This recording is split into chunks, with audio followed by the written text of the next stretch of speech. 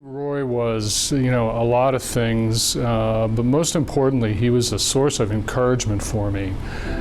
Sometimes when I felt like I wasn't writing very well, or I was having a hard time, coming up with topics that would not only interest readers but would interest me, he was always ready with either a suggestion or just some encouragement. And it was a great day to get a note from Roy Mchugh on something I'd written. But he was many things beyond that, but that was kind of the most important thing to me. Roy was the star of the Pittsburgh Press. He was maybe a star in the country. He was a very fine columnist, sports columnist, arguably the best sports columnist in the country, in my opinion.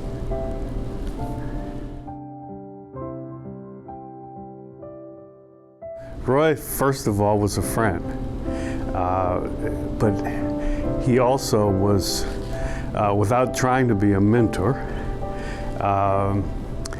I was a 20-year-old new reporter at the Pittsburgh Press, where Roy was the star, and I was also the first African-American, first black person hired in that company who wasn't a janitor or wasn't a copy aide. But Roy took an interest in me as a person. I admired how gracious and kind he was to everyone who came into contact with him. He was a fine writer and a good journalist, a good reporter with a conscience. And at the time, America, including Pittsburgh, were going through some of the most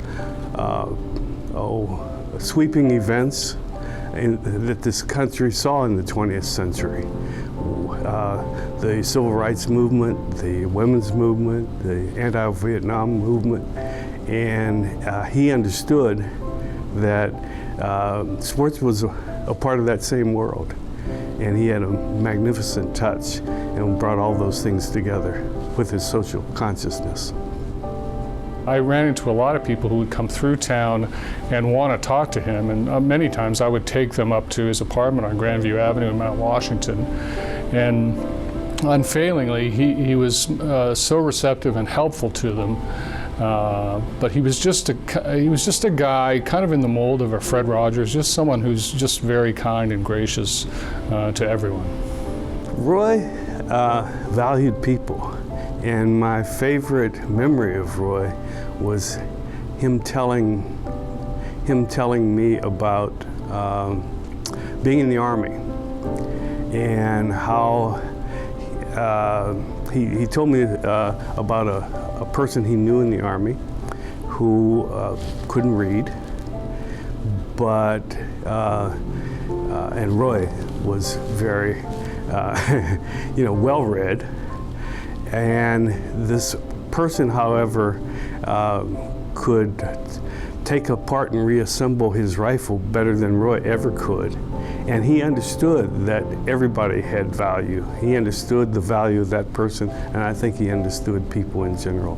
And as I said, I like to think that he saw value in me in that same way. When we got together for his 100th birthday, he didn't want to say anything, but he finally stood up and said, I don't want any of you to consider this a milestone. It's just something that happened, and I think we all know what the next milestone will be.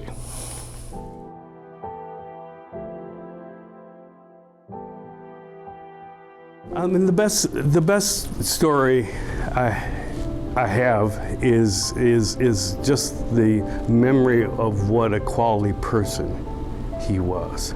Right up until the last time I saw him, just a few years ago here at Duquesne on Media Day. Even when he was almost 100, we would go to lunch on Mount Washington, and even at age 100, he would walk me to Redbeard's bar and hold the door open for me And then he would walk to the back room and order a salad and get the dressing on the side. And I would say to him, Roy, put that dressing on the salad. You're 100 years old. You've won. He was a quality person who was interested in people and valued people. So that's those are my best memories of him.